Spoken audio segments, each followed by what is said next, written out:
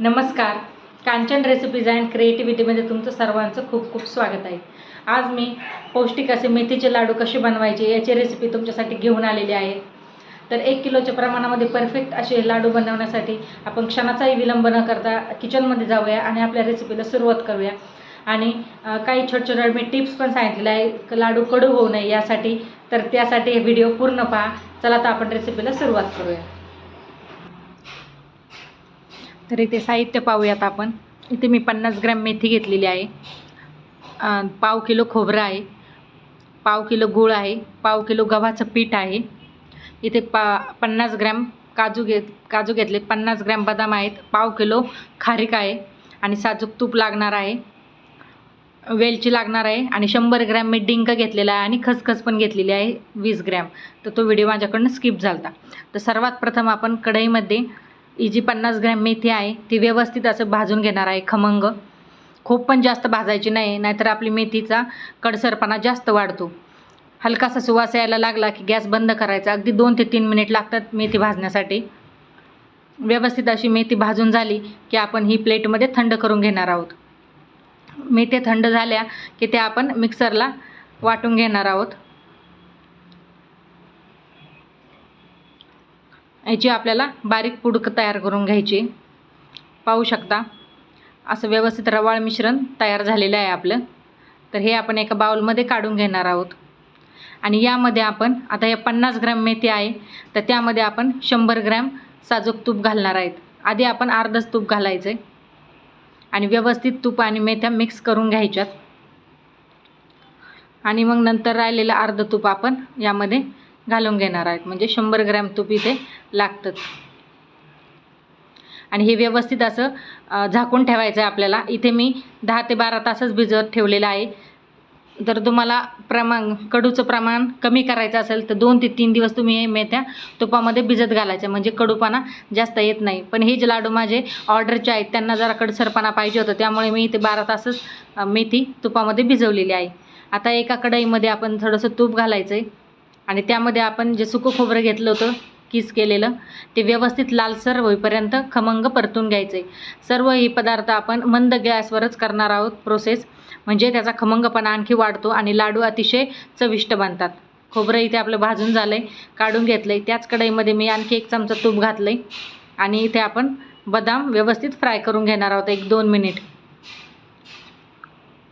सर्व साहित्याचं प्रमाण मी खाली डिस्क्रिप्शन बॉक्समध्ये दिलेलं आहे, तिथे तुम्ही चेक करू शकता. व्यवस्थित आपले बदाम छान फ्राय झालेत. आता यामध्येच आपण काजू घालणार आहोत. काजूही छान तुपावर 1-2 मिनिट छान लालसर परतून घ्यायचे आहेत. काजूही आपले परतून झालेले आहेत. आपण हे काजू पण काढून घेणार आहोत. आता यामध्ये आणखी थोडंसं तूप घालायचं 1 चमचा आणि यामध्ये मी खारीक घेतलेली आहे. मी खारीक पावडरचा वापर केलेला नाही आहे. खारीकमुळे जी टेस्ट येते त्या खारीक पावडरमुळे येत नाही, त्यामुळे खारकांचाच वापर करा. आणि व्यवस्थित हेही 3 ते 4 मिनिट छान परतून घ्यायचं आहे आणि हे काढून घेणार आहे मी. आता त्याच कढईमध्ये मी तूप गरम केलं आहे आणि डिंक घेतलेला आहे मी इथे 100 ग्रॅम. तोही थोडा थोडा करून असं व्यवस्थित फुलवून घ्यायचा आहे. छान फुलला की तो काढून घ्यायचा आहे. असंच आपण सर्व डिंक तळून घेणार आहोत.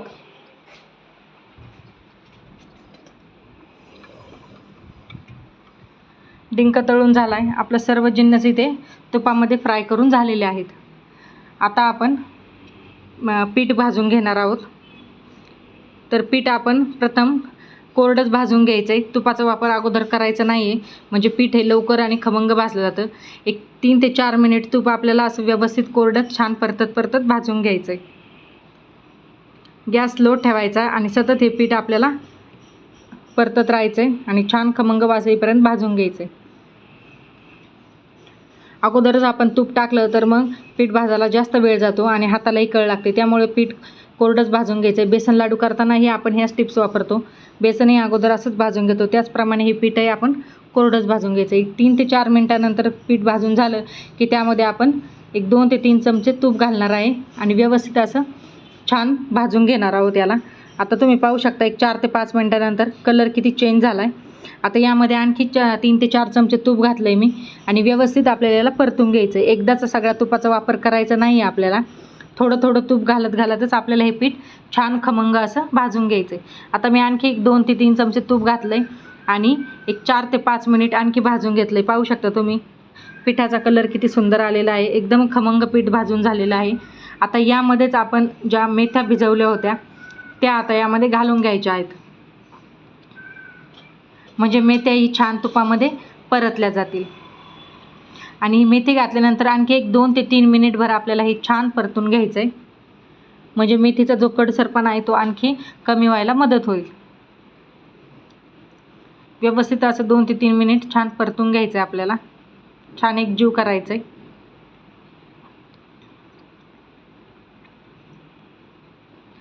झालेलं आहे. तूपही बऱ्यापैकी सुटायला लागलेलं आहे.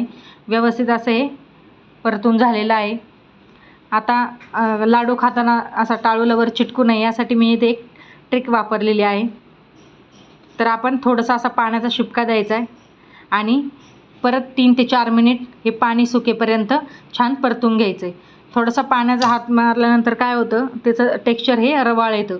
त्यामुळे लाडू खाताना असा चिटकत नाही.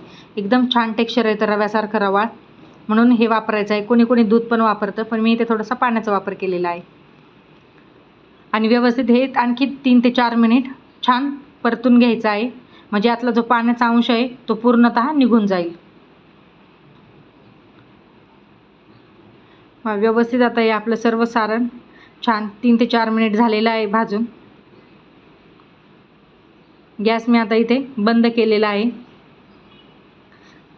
सर्व साहित्य आपलं इथे भाजून रेडी आहे. आणि मी जे पीठ आपण भाजून ठेवलं होतं तेही एका ताटात काढून घेतलेलं आहे आणि थंड होण्यासाठी आपण ठेवणार आहे. आता आपण या सगळ्या वस्तू एक एक करून मिक्सरला बारीक वाटून घेणार आहोत. सर्वात प्रथम आपण खारीक वाटून घेणार आहोत. खारकेची एकदम बारीक पूड तयार करायची आहे. थोडं बॅचमध्ये आपल्याला हे वाटण करायचं आहे. खारीक एकदम व्यवस्थित बारीक अशी झालेली आहे. आता सर्व साहित्य आपण असंच थोडं प्रमाणात घेऊन बारीक करून सर्व घेणार आहोत. खारीक आपली इथे व्यवस्थित बारीक झालेली आहे. आता आपण बदाम बारीक करून घेणार आहोत. खूप बारीकही करायचे नाही, थोडेसे जाडसर ठेवायचे, भरड करायची आपल्याला.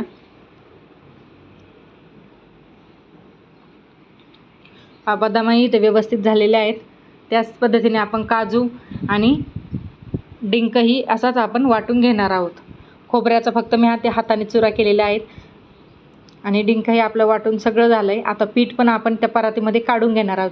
पीठ फार थंड होऊ द्यायचं नाही, कोमट असतानाच आपल्याला ही प्रोसेस करायची आहे. आणि आपण आता याच्यामध्ये पाक बनवणार नाही आहोत, तर बिना पाकाचेच आपले हे लाडू आहेत. तर इथे मी 200 ग्रॅम गूळ घेतलेला आहे, तो मी घातलेला आहे. आणि हे सर्व आपल्याला मिक्स करून घ्यायचं आहे. यामध्येच मी वेलची पूड आणि खसखसही टाकलेली आहे, पण तो व्हिडिओ माझ्याकडनं स्किप झाला आहे.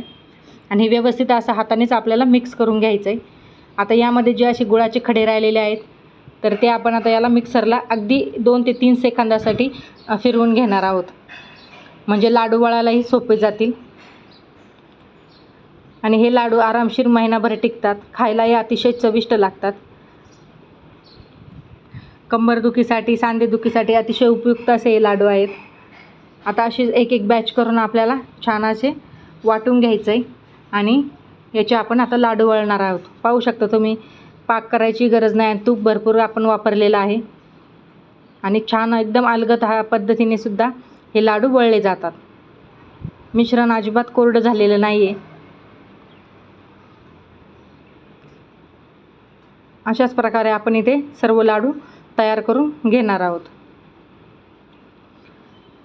या सर्व मिश्रणातून आपल्या इथे 40 ते 45 लाडू इथे आरामशीर तयार होतात. लाडू मी तुम्हाला एक तोडून दाखवते. पाहू शकता, अतिशय खुसखुशीत आणि अतिशय पौष्टिक असा लाडू तयार झालेला आहे. तर एवढ्या सारणापासून आपले इथे 1.5 किलो वजनी 1.5 किलो लाडू तयार होतात. पाहू शकता तुम्ही, 1.5 किलो परफेक्ट भरलेले आहेत. तर कधी करता ही रेसिपी तुम्ही नक्की ट्राय करा आणि मला कमेंट करायला अजिबात विसरू नका.